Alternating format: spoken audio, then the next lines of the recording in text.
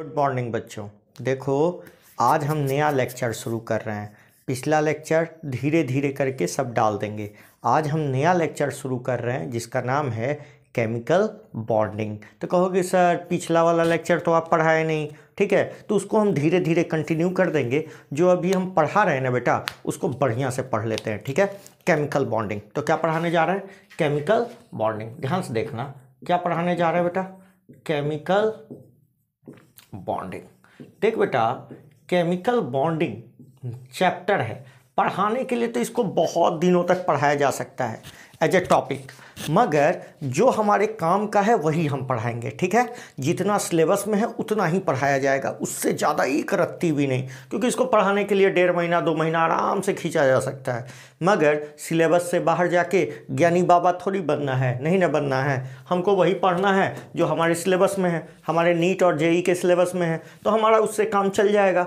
क्यों ना उसको ही पढ़ के समाप्त कर दिया जाए। तो आओ देखो, केमिकल बॉन्डिंग में हम सबसे पहले जानते हैं ये बॉन्ड क्या है। बॉन्ड या केमिकल बॉन्डिंग है क्या? बॉन्डिंग है क्या? बॉन्डिंग का मतलब क्या होता है? बॉन्डिंग का मतलब होता है बेटा, बॉन्डिंग का मतलब होता है वो force of attraction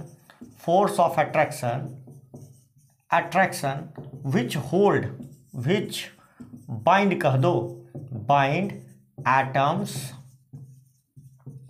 molecules, ions together. Simple सा बात है, वो फोर्स ऑफ अट्रैक्शन जो मॉलिक्यूल्स, एटम और आयंस को आपस में होल्ड करके रखेगा, उसी को क्या कहेंगे? बॉन्ड। सिंपल सा बात है। बॉन्ड का वही ना मतलब हुआ कि वो फोर्स ऑफ अट्रैक्शन जो एटम, मॉलिक्यूल्स या आयंस को बांध के रखे, उसी को सिंपली बात में हम क्या कह सकते हैं बेटा? बॉन्डिंग या फिर बॉन्ड। क्लियर? अब ये जो बॉन्ड होता है ना, ये जो बॉन्ड होता है, ये बॉन्ड्स जो होते हैं ये 2 टाइप के हो सकते हैं। एक्सपेरिमेंटल देखा गया है बॉन्ड एनर्जी के आधार पर। यदि बॉन्ड एनर्जी 42 किलो जूल पर मोल से ज़्यादा आता है तो इसको बेटा स्ट्रॉन्ग बॉन्ड कह देते हैं। क्या कह देते हैं? Strong bond. और 42 किलो जूल से कम आता है यदि बॉन्ड एनर्जी 42 किलो जूल पर मोल से कम आता है तो इसको वीक बॉन्ड कहा जाता है। कौन सा बॉन्ड कहा जाता है? Weak bond. आ रहा है समझ में? तो एक हो गया स्ट्रॉन्ग बॉन्ड जिसमें 42 किलो जूल से ज़्यादा एनर्जी रिलीज हुई, एक हो गया वीक बॉन्ड जिसमें 42 किलो जूल से कम एनर्जी रिलीज हुई। अब मेरी बात सुनो, यहाँ सुनते चलो। अब मेरी बात सुनो, अब हम बात कर रहे हैं कि स्ट्रॉन्ग बॉन्ड में कौन कौन बॉन्ड आ जाएंगे। स्ट्रॉन्ग बॉन्ड में वही बॉन्ड आएंगे जो हम लोग बच्चा में पढ़े हैं 10th क्लास में। कौन कौन? आयोनिक बॉन्ड, या फिर इसी को क्या कहते हैं? Electrovalent bond. याद है क्या? हाँ, ये पहला बॉन्ड हो गया। दूसरा कोवैलेंट बॉन्ड, नाम तो सुने ही होंगे। तीसरा कौन होता है बेटा? कोऑर्डिनेट बॉन्ड, ठीक है, कोऑर्डिनेट बॉन्ड। और चौथा कौन होता है? मेटेलिक बॉन्ड, नाम तो सुने ही होंगे, मेटेलिक बॉन्ड। तो ये सब कौन से बॉन्ड में आ जाते हैं? स्ट्रॉन्ग बॉन्ड में। तो कहोगे कि सर वीक बॉन्ड में कौन से बॉन्ड आ जाते हैं? तो देख बेटा, वीक बॉन्ड में जो बॉन्ड आते हैं, वीक बॉन्ड में 2 टाइप के बॉन्ड आते हैं। वीक बॉन्ड में हम 2 टाइप के बॉन्ड को कहते हैं। एक को कह देते हैं हाइड्रोजन बॉन्ड। कौन सा? हाइड्रोजन बॉन्ड, H बॉन्डिंग जिसको आप कहोगे। बॉन्डिंग या बॉन्ड एक ही है। हाइड्रोजन बॉन्डिंग एक स्पेशल टाइप का वीक बॉन्ड है जिसमें ये तभी बनता है जब हाइड्रोजन फ्लोरीन के साथ, या हाइड्रोजन ऑक्सीजन के साथ, या हाइड्रोजन नाइट्रोजन के साथ लगा होता है।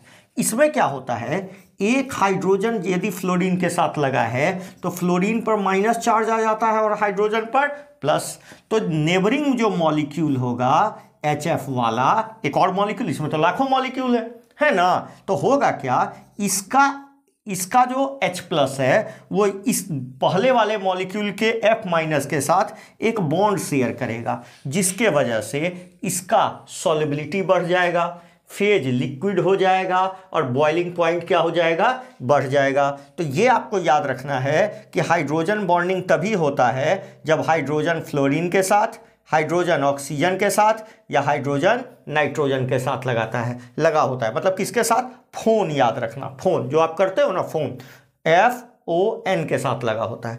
और दूसरा कौन होता है बेटा, इसका बहुत सारा टाइप है, जैसे dipole dipole interaction, dipole dipole interaction,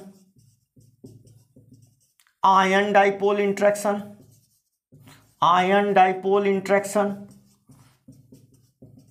और कौन कौन है बेटा, dipole induced dipole interaction, dipole induced dipole interaction, dipole interaction, ठीक है, instantaneous dipole induced dipole interaction. तो ये सब इसके क्लास में आ जाते हैं। आ रहा है समझ में? तो हम सब को एक एक करके पढ़ेंगे, इसलिए घबराने की बात नहीं है, हम सब को एक एक करके देख लेंगे। इसका कोई मतलब बहुत आसान टॉपिक, हलवा टॉपिक है एकदम, ठीक है। आओ आगे देखते हैं। यदि हम बात करें कि ये बॉन्डिंग का क्या कारण है, बॉन्डिंग हुआ तो हुआ क्यों, ऐसा क्या हो गया कि बॉन्डिंग जरूरी है भाई, क्यों एटम मॉलिक्यूल या फिर आयंस आपस में जुड़ गए।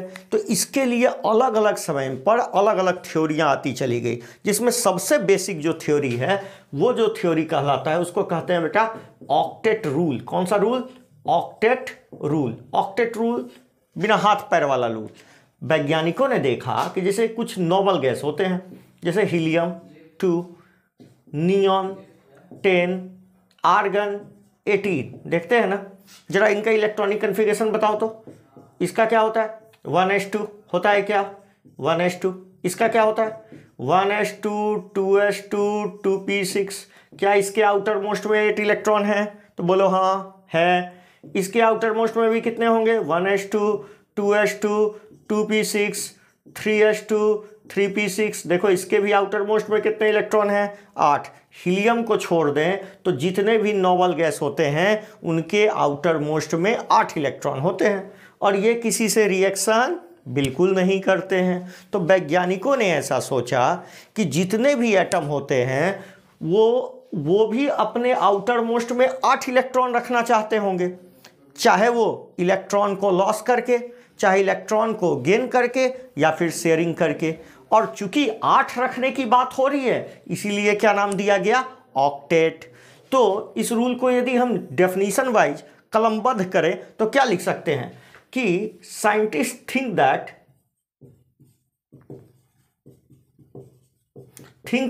क्या थिंक किया? Think that noble gases have 8 electron in their outermost cell, outermost cell, and they are stable, मतलब वो किसी से रिएक्शन नहीं करते। सो other atoms of element tries to achieve this configuration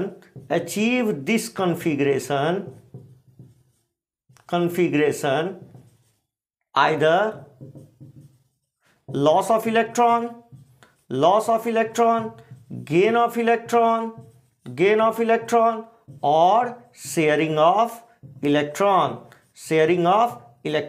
तो ऐसा सोचा गया, वैज्ञानिकों ने देखा, बस देखा और बोल दिया, कोई एक्सपेरिमेंट नहीं, ठीक है। देखा कि भाई नोबल गैसेस में 8 इलेक्ट्रॉन होते हैं आउटर मोस्ट में, तो कोई भी एलिमेंट का एटम यही 8 पुराने की कोशिश करता है ताकि वो भी स्टेबल हो जाए, चाहे लॉस ऑफ इलेक्ट्रॉन से, चाहे गेन ऑफ इलेक्ट्रॉन से, या शेयरिंग ऑफ इलेक्ट्रॉन से। अब क्या हुआ? यदि ये बात सही है तो यदि हम NaCl पर अप्लाई करें, NaCl पर, तो देखते हैं NaCl पर क्या होता है। वाकई में Na में 11 इलेक्ट्रॉन होते हैं बेटा। यदि 1 इलेक्ट्रॉन ये लॉस कर दे तो इसमें 10 इलेक्ट्रॉन हो जाएंगे, और ये किसके जैसा हो जाएगा? देखो नियॉन के जैसा। क्लोरीन के पास 17 इलेक्ट्रॉन होते हैं बेटे। 1 इलेक्ट्रॉन यदि ले ले तो इसमें भी 18 इलेक्ट्रॉन हो जाएंगे, मगर इस चक्कर में ये Cl- बन जाएगा क्या? अब देखो ये भी नोबल गैस के जैसा हो गया, ये भी नोबल गैस के जैसा हो गया, मतलब इसके भी आउटर मोस्ट में 8 हो गए, इसके भी आउटर मोस्ट में 8 हो गए।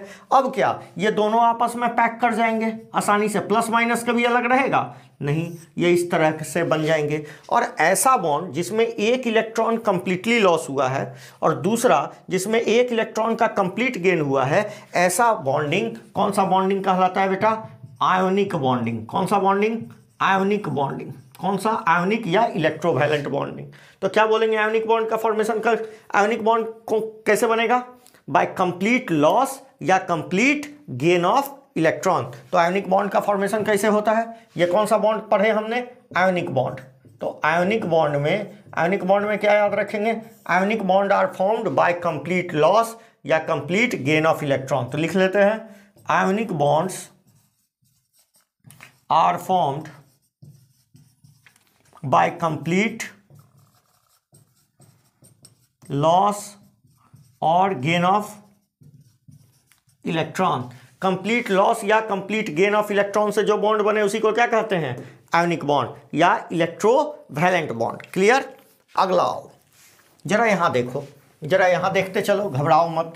यहां देखो, यदि अगले बॉन्ड की हम बात करें, अच्छा ये बना तो बना कैसे?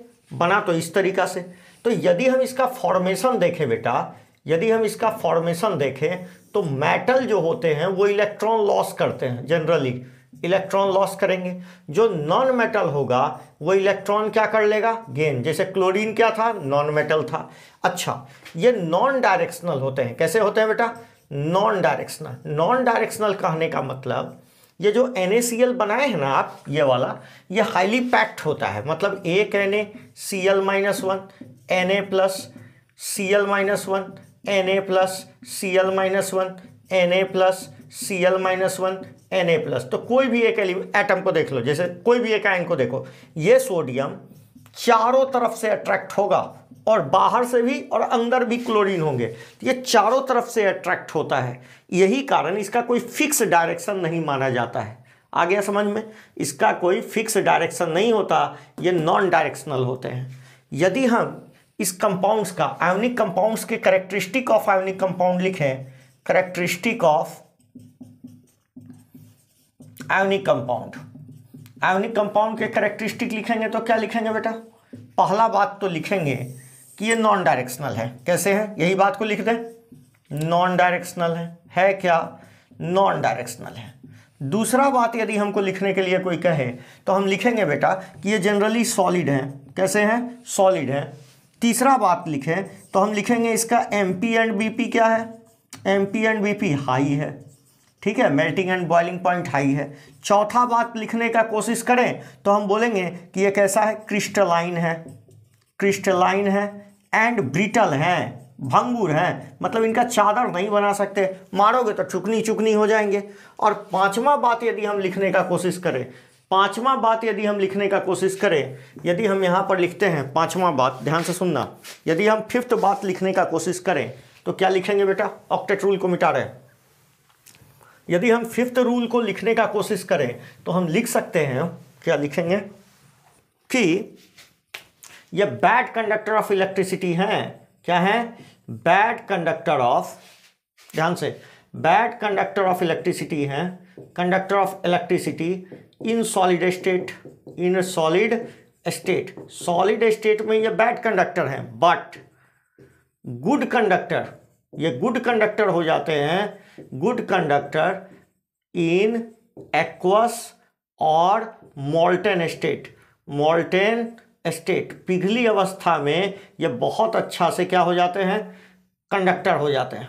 आ गया समझ में? तो ये रहा तुम्हारा आयोनिक बॉन्ड। अब आओ कोवेलेंट बॉन्ड की बात करते हैं। यदि हम कोवेलेंट बॉन्ड की बात किए बेटा, तो कोवेलेंट बॉन्ड्स ये शेयरिंग ऑफ इलेक्ट्रॉन से बनते हैं। कैसे? जैसे हाइड्रोजन को देखो, हाइड्रोजन में तो एक ही इलेक्ट्रॉन है, इस इलेक्ट्रॉन को बेटा इस तरीका से डिनोट कर देते हैं, मतलब हाइड्रोजन लिखा और इसके एक इलेक्ट्रॉन को यहाँ रख दिया सिंगली डॉट बना के, तो इसको कहते हैं बेटा Lewis dot structure, Lewis dot structure. ध्यान से सुनना। उसी तरह क्लोरीन के आउटर मोस्ट में कितने इलेक्ट्रॉन होंगे? 1s2 2s2 2p6 3s2 3p5। तो 5 और 2 कितना हो गया बेटा? 5 2 कितना हो गया 7, तो इसके आउटर मोस्ट में 7 इलेक्ट्रॉन है। तो हम क्या करते हैं, इसको इलेक्ट्रॉन को कुछ इस तरीका से दिखा देते हैं पेयर करके, ठीक है, इस तरीका से। तो ये इसका क्या कहलाएगा, बोलो, अभी सिखाएं, लिविस डॉट स्ट्रक्चर। अब ई दोनों को साथ साथ लिख दिए, साथ साथ, तो होगा क्या, H का 1 इलेक्ट्रॉन और क्लोरीन के 7 इलेक्ट्रॉन, जिसमें 3 जोड़े हैं और 1 अकेला है। ये दोनों आपस में क्या कर जाएगा बेटा, शेयरिंग। शेयरिंग से क्या फायदा हुआ, अब हाइड्रोजन के पास 2 इलेक्ट्रॉन हो गए, मतलब ये नोबल गैस के जैसा हो गया। और इसके पास कितने, 10 तो पहले से थे अंदर में, और यहां देखो 8 हो जाएंगे, मतलब इसके पास टोटल कितने इलेक्ट्रॉन हो गए, 18। 18 मतलब ये 8 हो गया आउटर मोस्ट शेल में, टोटल इलेक्ट्रॉन हो गए 18, मतलब ये नियॉन के जैसा हो गया और ये भी स्टेबल हो गया। तो दोनों स्टेबिलिटी को गेन कर लिए, मगर यहां पर स्टेबिलिटी क्या लॉस करने से आई है, बिल्कुल नहीं। क्या गेन करने से आई है, बिल्कुल नहीं। यहां शेयरिंग हुआ है, तो यहां पर हम क्या बोलेंगे, covalent bonds are formed by sharing of electron. तो क्या बोला जाए, यहां देखो, तो हम ये बात बोलेंगे, covalent bonds are formed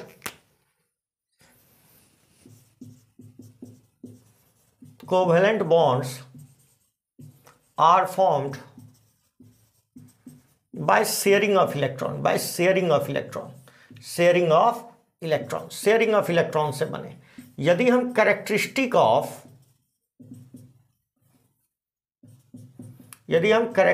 of covalent compound की बात करें, कोवेलेंट कंपाउंड की बात करें, तो ये सबसे पहला बेटा बोलेंगे कि ये डायरेक्शनल होते हैं। क्या होते हैं, डायरेक्शनल, मतलब इसमें डायरेक्शन पाया जाता है। क्या मतलब है डायरेक्शनल का मतलब, डायरेक्शनल का मतलब है HF का एक बार बॉन्डिंग हो गया तो हो गया, अब ये दूसरे से कोई प्रपोजल एक्सेप्ट नहीं करेगा। जैसे H2O में ऑक्सीजन ने 2 हाइड्रोजन से बॉन्ड कर लिया, अब तीसरा बॉन्ड ये नहीं बनाने जा रहा, आ रहा है समझ में। तो इसमें डायरेक्शन फिक्स होता है, जबकि इसमें कोई डायरेक्शन नहीं। क्लोरीन था तो वो चारों तरफ से सोडियम से घिरेगा, सोडियम से अट्रैक्ट होगा, और सोडियम रहेगा तो चारों तरफ क्लोरीन से अट्रैक्ट होगा। तो इसका कोई डायरेक्शन नहीं होता है आयोनिक कंपाउंड का, जबकि इसका डायरेक्शन होता है।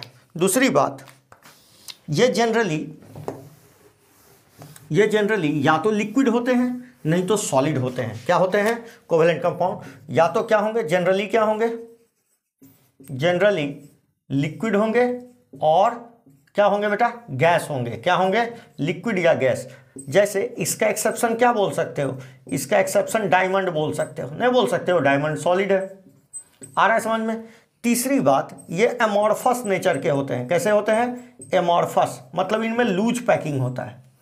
पांचवी बात बोले कि ये बैड कंडक्टर ऑफ, अच्छा इसका MP और BP क्या होगा, MP एंड BP लो होगा। क्या होगा, लो। और 6th बात करें, इसमें छठी बात करें, तो छठा बात क्या बोल सकते हैं, छठा बात बोल सकते हैं कि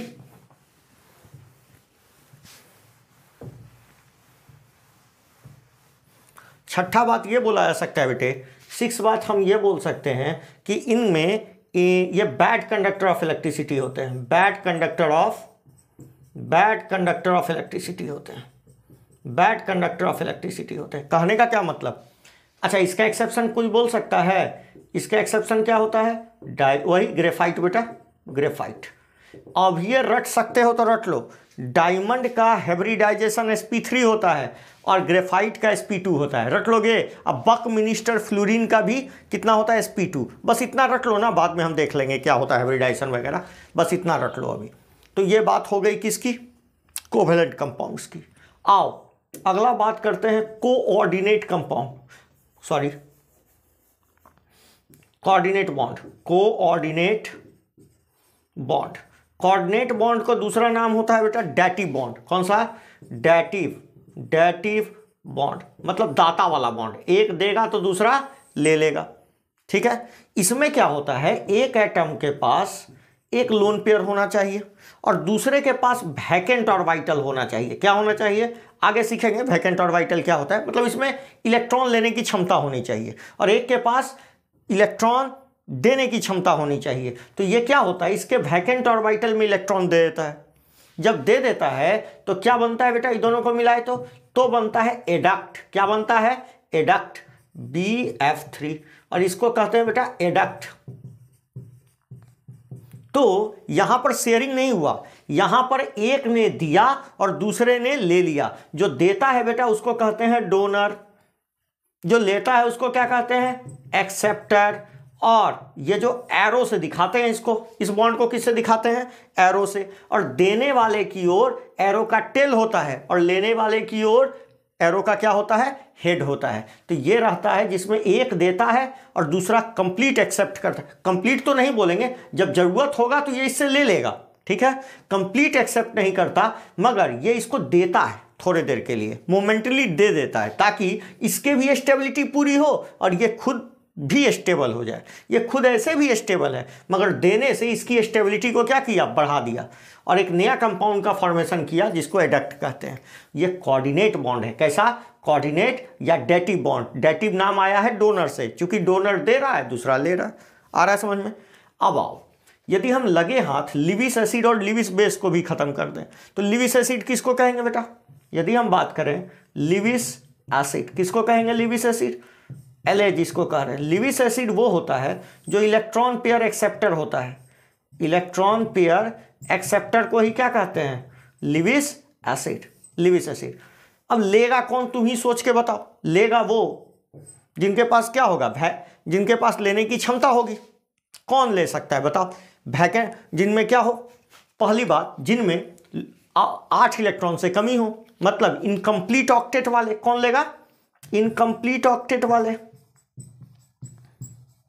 ऑक्टेट वाले, ऑक्टेट वाले। जैसे अभी अभी देखे हैं, कौन सा ले लेगा, BF3।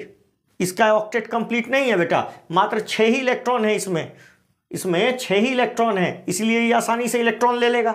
BeCl2 ये भी ले लेगा, क्योंकि इसके आउटर मोस्ट में 4 इलेक्ट्रॉन है। तो ये सब कैसे, इसमें कितना है, 6, तो ये सब क्या करेगा, ले लेगा। दूसरी बात, यही हम बोले केटाइंस, जितने भी केटाइंस होंगे वो क्या करेंगे, इलेक्ट्रॉन ले लेंगे। जैसे हम क्या बोल सकते हैं, Fe+2, Cl+, Br+, ये सब क्या होंगे, केटाइन है, इलेक्ट्रॉन एक्सेप्ट करेंगे। क्या करेंगे, इलेक्ट्रॉन एक्सेप्ट करेंगे, इसलिए लिविस एसिड की तरह व्यवहार करेंगे। कैसे व्यवहार करेंगे, लिविस एसिड की तरह। क्लियर। आओ अगला बात यदि हम करते हैं इसी में हम यदि अगला बात करते हैं बेटा, तो ध्यान देना लिविस एसिड के बारे में। लिविस एसिड, अब हम बात करते हैं लिविस बेस की। किसकी, लिविस बेस। ऐसे लिविस एसिड और लिविस बेस आयोनिक इक्विलिब्रियम में आएगा। अभी तो बस हम थोड़ा थोड़ा देख रहे हैं क्योंकि केमिकल बॉन्डिंग पढ़ रहे हैं, ठीक है। लिविस बेस, इसी का अपोजिट, ये इलेक्ट्रॉन पेयर एक्सेप्टर है, तो ये क्या होगा, इलेक्ट्रॉन पेयर डोनर। क्या बोलेंगे यहाँ पर, इलेक्ट्रॉन पेयर डोनर। ये इलेक्ट्रॉन पेयर क्या होता है बेटा, दे देता है। तो देगा कौन, देगा वो लिविस बेस होगा, तो लेने वाला भी तो कोई होना चाहिए, वो कौन होगा, लिविस एसिड। तो जो देगा वो क्या होगा, लिविस बेस। तो इसके पास इलेक्ट्रॉन पेयर डोनर है ये। तो डोनर कौन हो सकता है बताओ, जिसके पास लोन पेयर हो। कम से कम क्या होना चाहिए, have at least 1 lone pair. इसके पास क्या होना चाहिए, have at least 1 lone pair. एक लोन पेयर होना ही चाहिए, तभी दे सकता है। इसका एग्जाम्पल क्या लिखे, इसका एग्जाम्पल पहला न्यूट्रल वाले। क्या लिख लेते हैं, न्यूट्रल वाले। न्यूट्रल वाले वो होंगे जिनके पास कम से कम 1 लोन पेयर होगा। जैसे अमोनिया को ध्यान से देखो, अमोनिया न्यूट्रल है, कोई चार्ज नहीं है, मगर 1 लोन पेयर है। वाटर, वाटर का नाम सुने हो ना, हाँ, वाटर में 2 लोन पेयर होता है। तो ये वाटर में 2 लोन पेयर होता है, आसानी से दे सकता है। क्लियर, ये सब आसानी से क्या कर सकते हैं, दूसरे को दे सकते हैं। तो ये सब क्या है, लिविस बेस है। क्या है, लिविस बेस है। उसी तरह हम बोल सकते हैं बी नंबर में, ये ए नंबर में, बी नंबर में क्या बोल सकते हैं बेटा, एनाइंस। एनाइंस भी क्या होते हैं, जितने भी एनाइंस होते हैं वो सब क्या होते हैं, लिविस बेस। जैसे Cl-1, देखो इसमें आवश्यकता से ज़्यादा इलेक्ट्रॉन है, दे देगा। Br-1, इसमें भी आवश्यकता से क्या है, ज़्यादा है, आसानी से दूसरे को क्या कर देगा, दे देगा। H2-, सल्फर -2, ये भी किस तरह व्यवहार करेगा, लिविस बेस की तरह, आसानी से दूसरे को इलेक्ट्रॉन दे देगा। अब तुम ध्यान से देखो, यदि हम ये बात बोलें तो क्या गलती होगा कि कोऑर्डिनेट बॉन्ड का फॉर्मेशन तब होता है जब लिविस बेस लिविस एसिड को 1 लोन पेयर देता है। गलती बात बोल दिए? नहीं ना, एकदम सही बात है। ये लिविस बेस है और ये लिविस एसिड है। तो जब लिविस बेस लिविस एसिड को क्या देता है? लोन पेयर देता है, तो क्या बनता है? Coordinate bond. तो हम क्या बोल सकते हैं? कोऑर्डिनेट बॉन्ड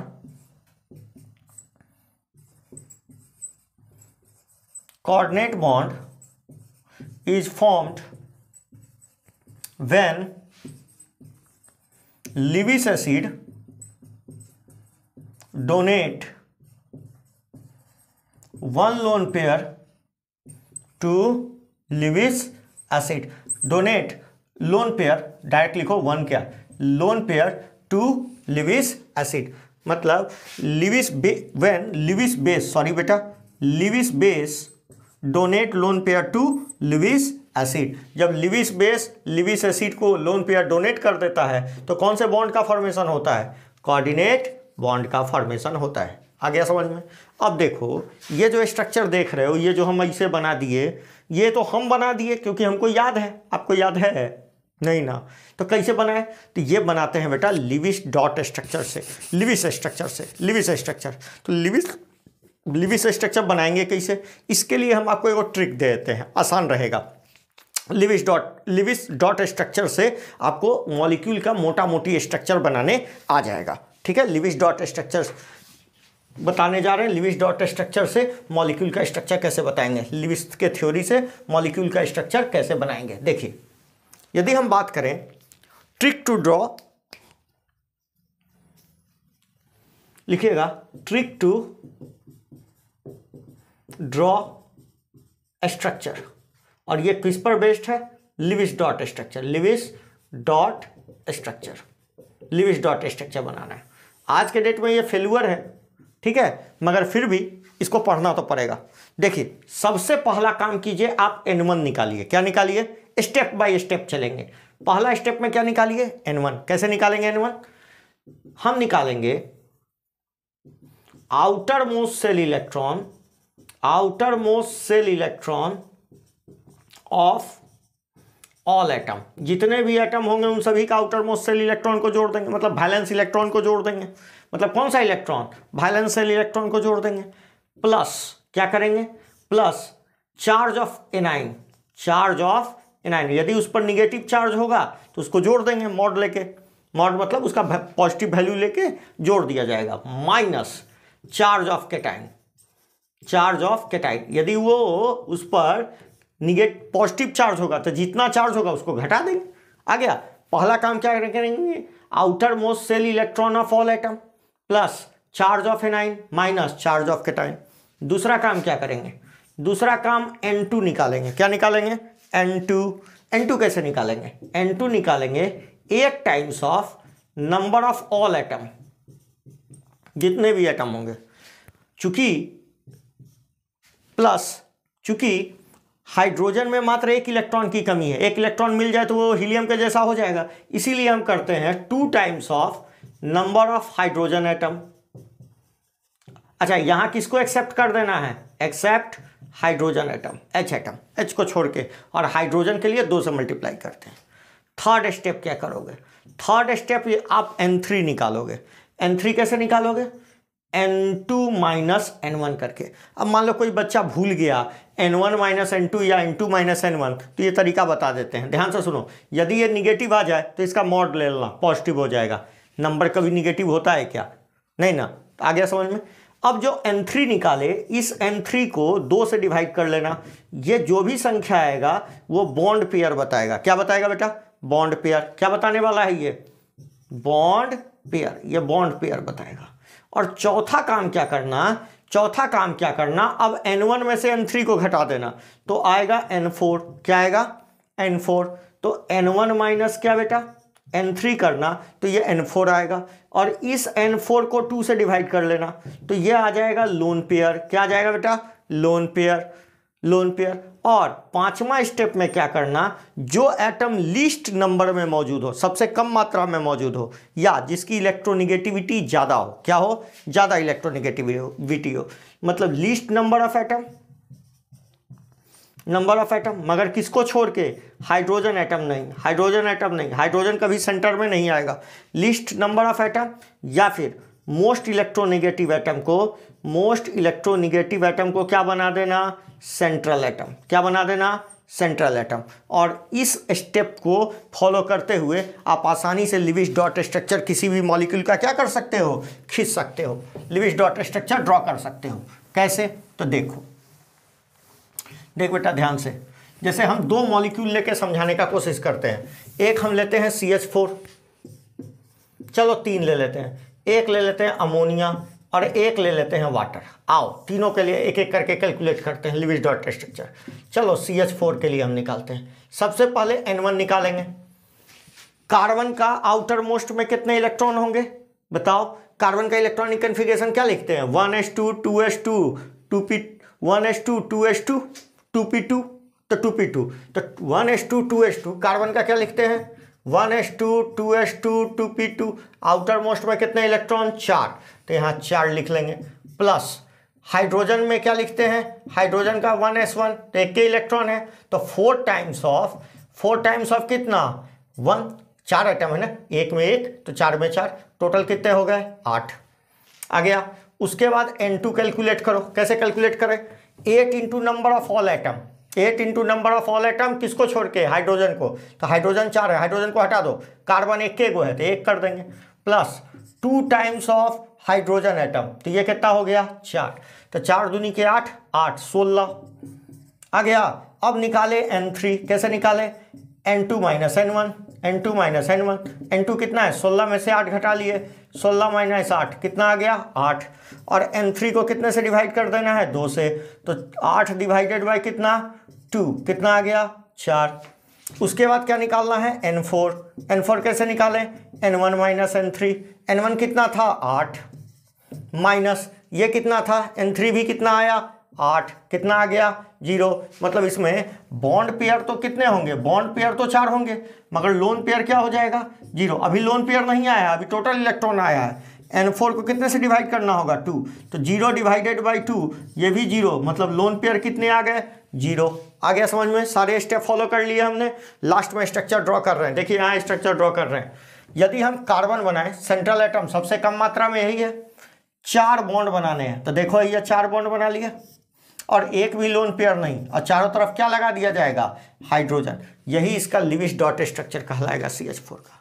आ गया समझ में, समझा दिए ना, यही इसका कौन सा स्ट्रक्चर कहलाएगा, लिविस डॉट स्ट्रक्चर। आओ जरा अब किसकी बारी है बताओ, अब किसकी बारी है, अमोनिया की। अब किसकी बारी है, अमोनिया की। देखो अमोनिया को, यदि हम अमोनिया की बात करें तो क्या निकालेंगे, सबसे पहले N1। नाइट्रोजन में क्या कितना होता है, 5, नाइट्रोजन में कितना होता है, 5, तो 5 प्लस हाइड्रोजन का कितना होता है, 1, तो 3 इंटू 1 कितना हो गया, 8। N2 निकालना होगा, तो नाइट्रोजन 8 इंटू 1 प्लस 2 इंटू 3, समझ में आ रहा है, 8 इंटू 1, हाइड्रोजन को छोड़ दो, नाइट्रोजन की संख्या 1 है तो 1 रख दिए, 8 इंटू 1 प्लस 2 इंटू 3, क्योंकि 2 times of number of hydrogen atom, तो ये 6 8 कितना हुआ, 8 2 10 4 14।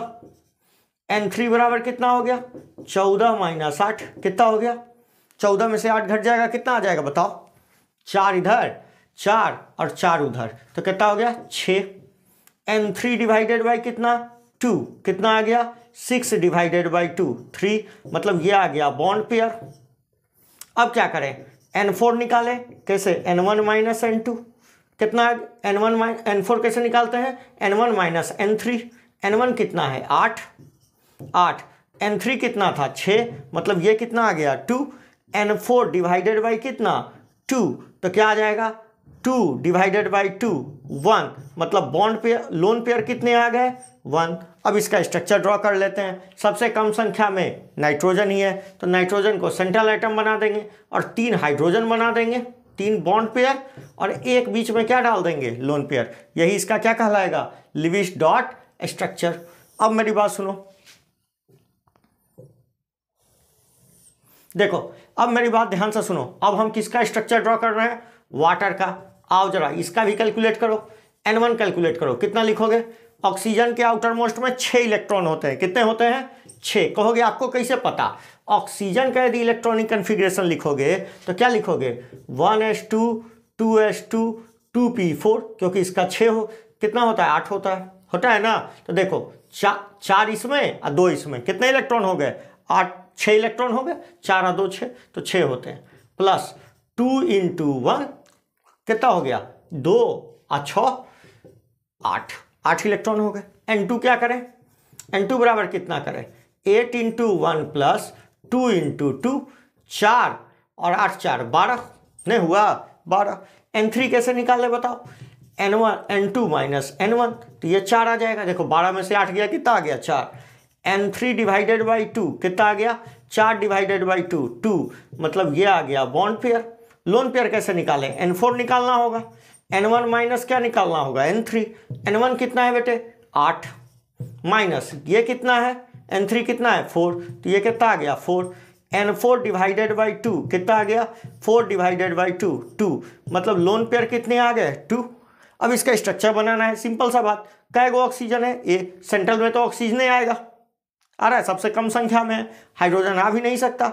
2 गो क्या बना दे बेटा बॉन्ड पेयर, और 2 गो क्या बना दे ऊपर नीचे लोन पेयर, तो ये इसका स्ट्रक्चर हो गया। तो इस तरीका से हम लिविस डॉट स्ट्रक्चर खींच सकते हैं मॉलिक्यूल का, ठीक है। अगले लेक्चर में जब पढ़ेंगे तो हम भी इस रूल में क्या ड्रॉबैक है वो पढ़ेंगे, ठीक है। और हम नया चीज़ पढ़ेंगे बेटा VBT। Thank you.